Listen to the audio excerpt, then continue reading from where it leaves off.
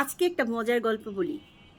কুটনিরা ঘরের মধ্যে কুটনামি করে ঝগড়াঝাটি লাগাই দেওয়ার পর কিছুদিন পর অশান্তি শুরু হয়।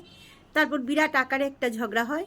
তারপর ধরেন যারা রাগ করে আর তাদের সাথে কথা বলে না, যায় না, তখন তারা এসে বলে, রাগ করো কেন? রাগ করার কি আছে? রাগ কার উপরে করবা? সবই তো তোমার আপনজন। এত রাগের কি আছে? রাগ কইরো না, রাগ কইরা কি লাভ?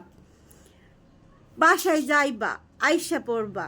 আসলে কুটনি কিন্তু মনে মনে চায় না যে এই ঝগড়া থামুক, এই ঝগড়া মিটমাট হোক, আর এগুলা সমাধান হোক। আসলে ও মনে মনে চায় থাক, লাইগা থাক, আসবি না। কিন্তু আয়সা সুন্দর করে বলে, কার উপর রাগ করো? কার সাথে রাগ করো? সবই তো তোমার আপনজন।